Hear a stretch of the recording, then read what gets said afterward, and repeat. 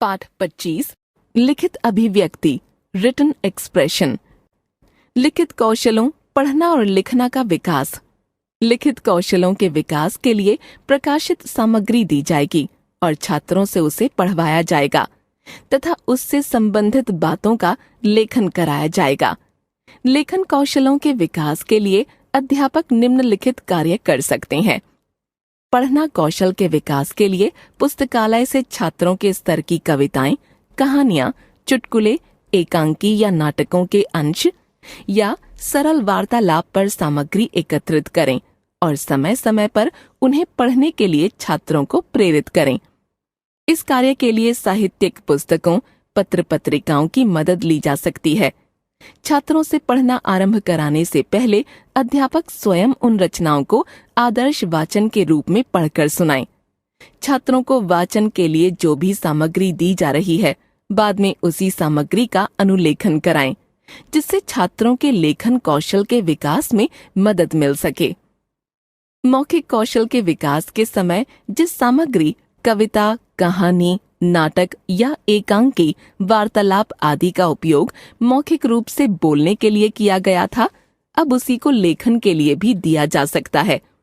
उदाहरण के लिए, जिन कविताओं, कहानियों, लेखों आदि पर मौखिक प्रश्न पूछे गए थे, अब उन्हीं प्रश्नों के उत्तर लिखवाएं।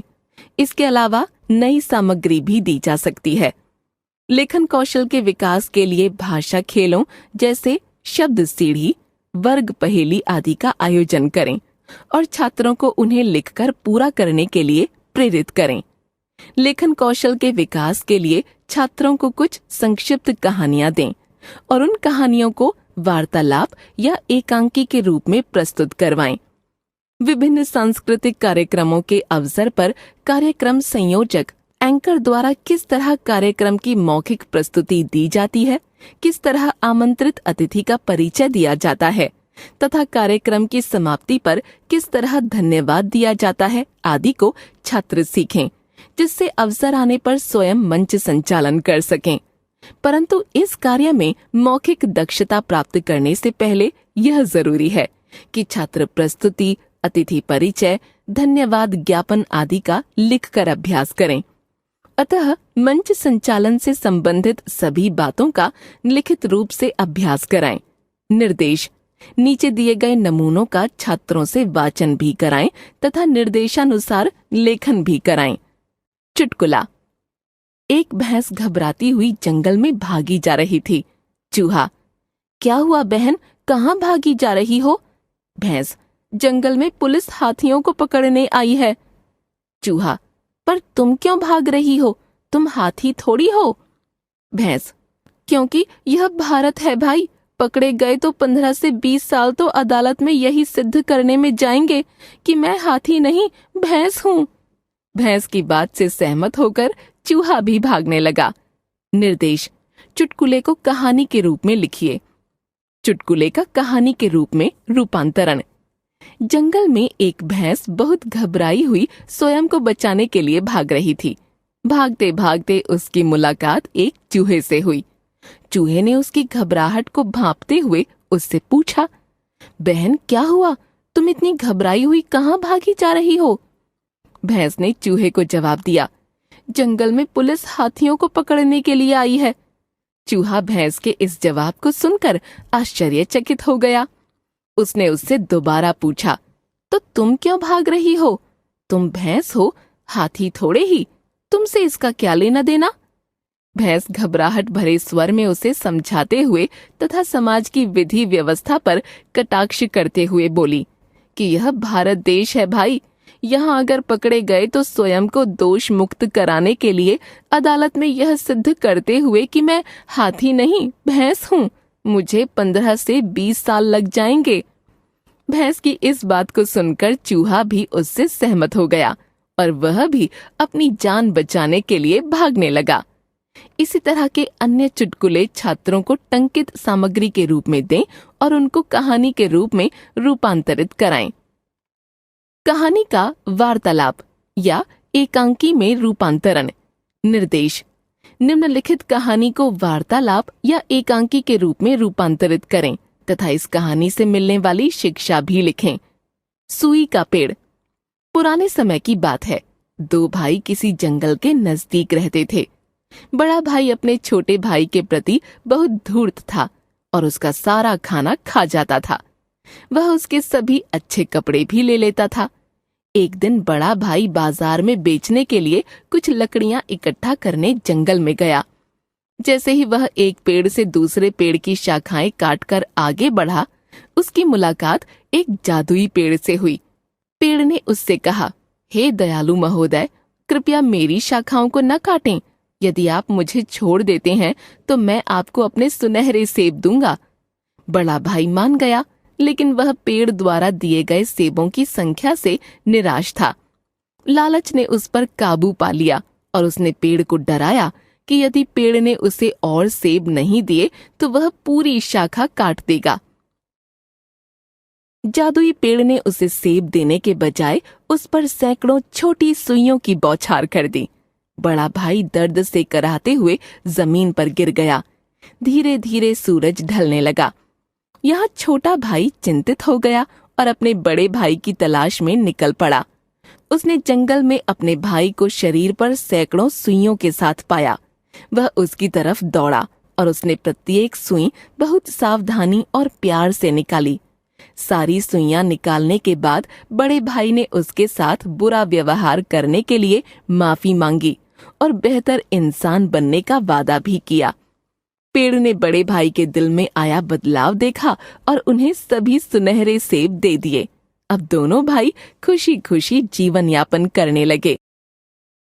एकांकी का कहानी में परिवर्तन। निर्देश: दिए गए एकांकी के अंश को कहानी में बदलिए। भक्तराज प्रहलाद। स्थान: राजा हिरण्यकश्यप का दरबार। समय: दोपहर।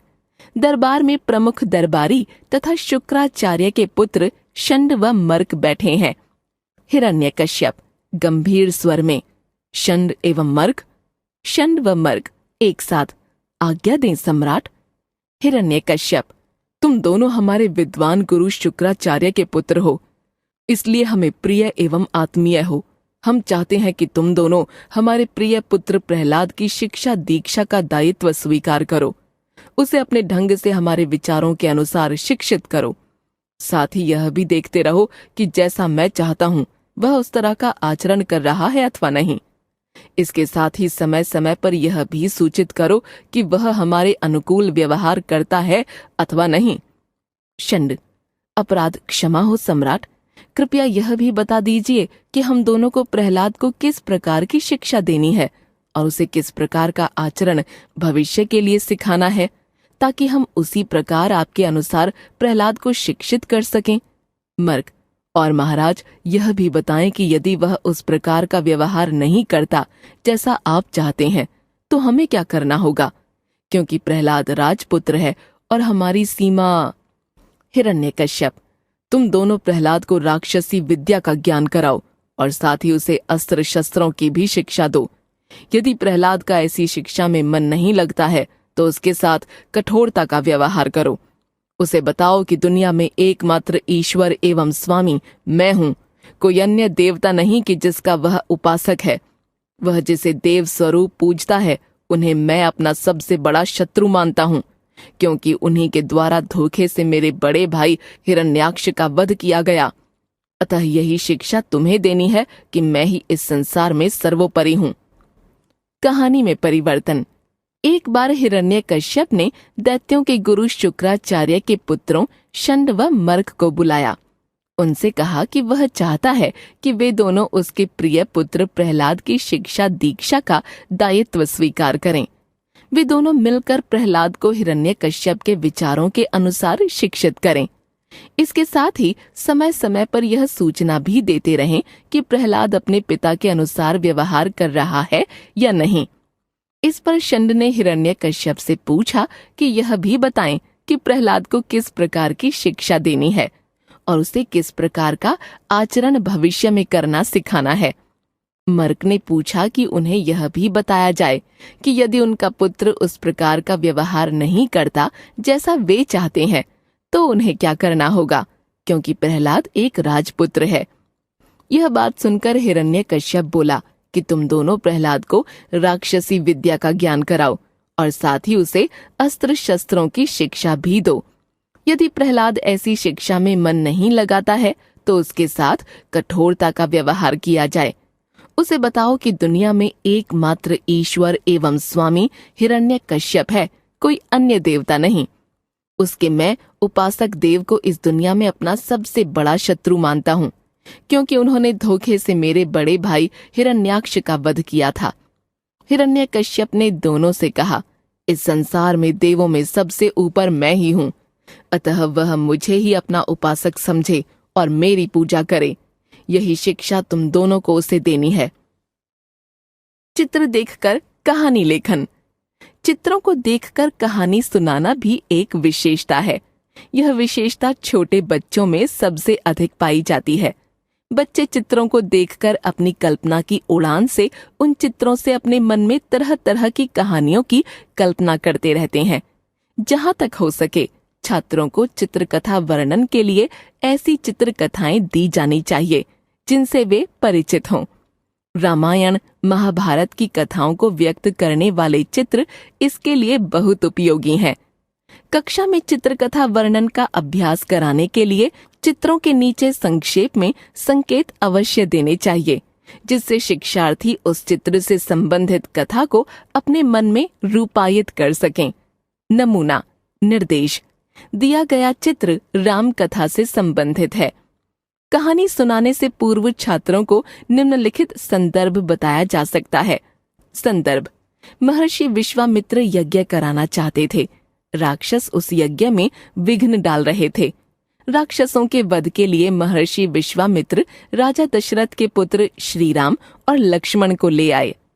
यज्ञ प्रारंभ हुआ और अनेक राक्षस यज्ञ में विघ्न डालने आए। राम और लक्ष्मण ने उन्हें मार गिराया।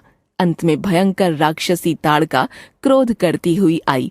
आगे का वर्णन चित्र को देखकर छात्र इस प्रकार कर सकते हैं। वर्णन: ताड़का जिस वन में रहती थी उसमें उसके डर के कारण कोई अन्य नहीं रहता था।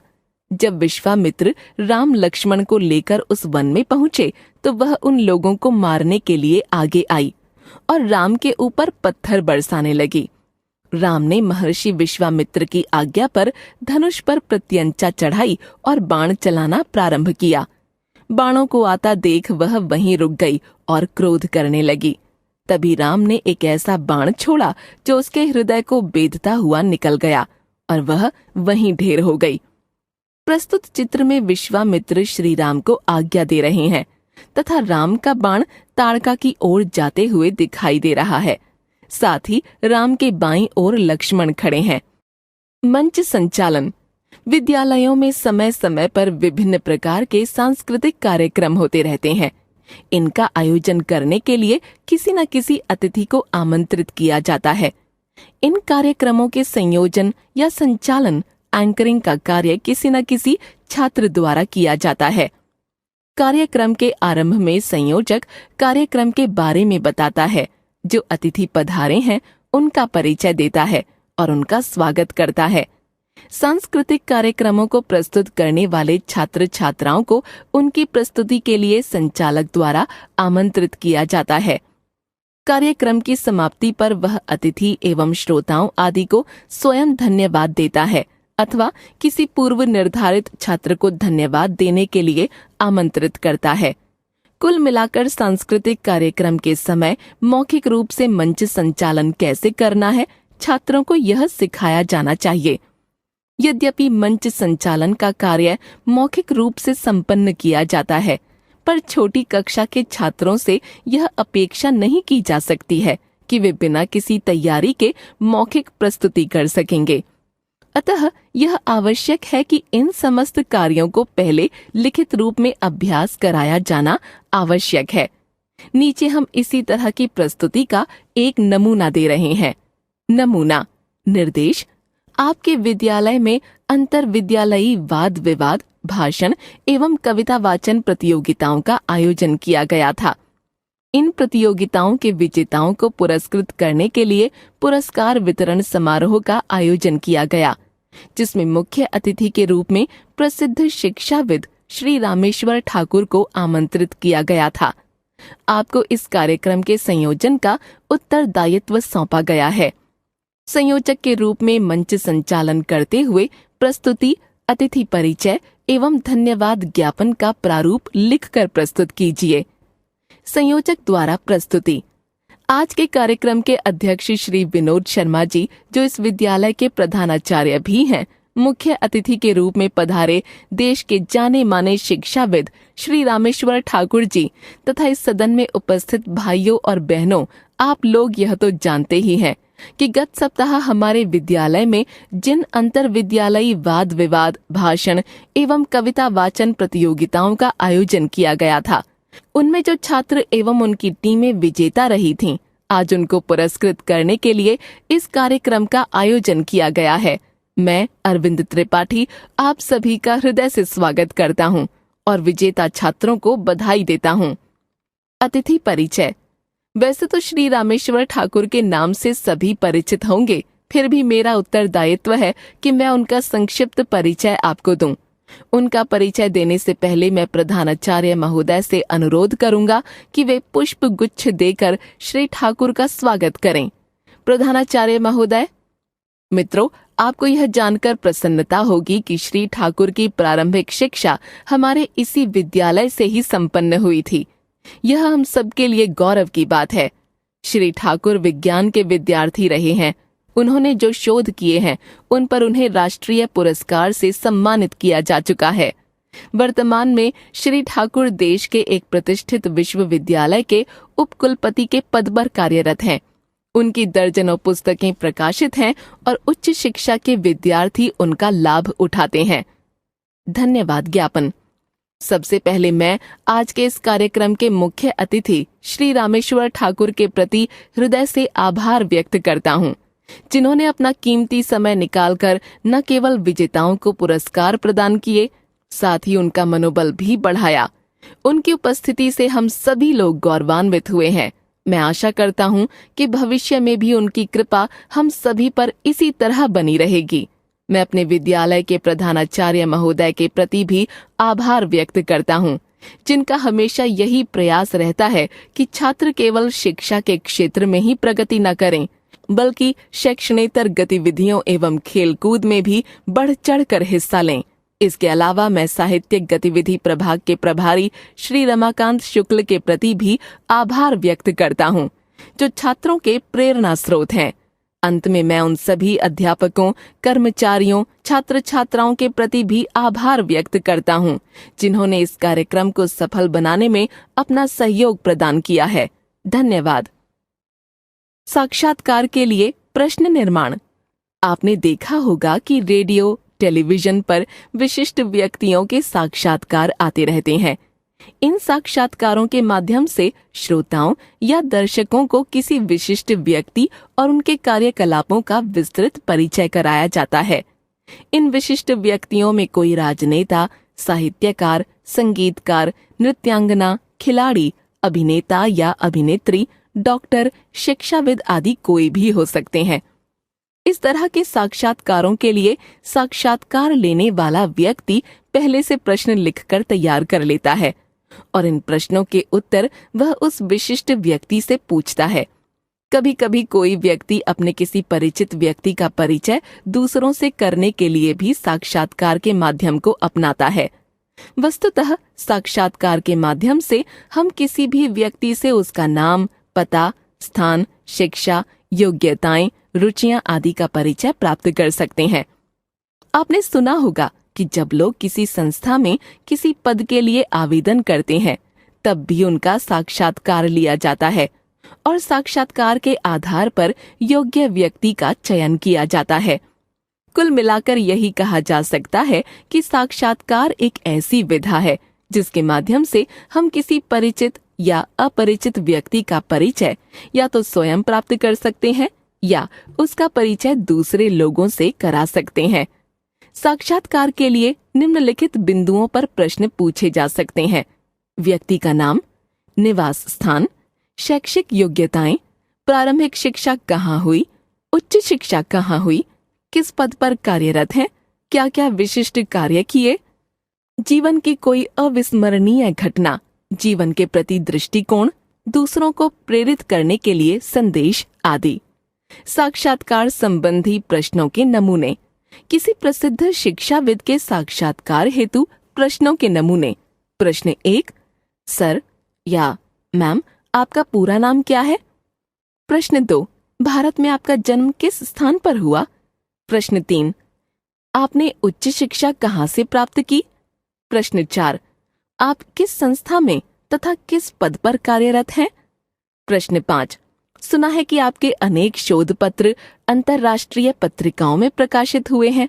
कृपया उनके बारे में हमारे दर्शकों या पाठकों को बताइए। प्रश्न 6, जीवन में किस तरह का संघर्ष आपको करना पड़ा? प्रश्न 7, हमारे दर्शकों या पाठकों को आप क्या संदेश देना चाहेंगे?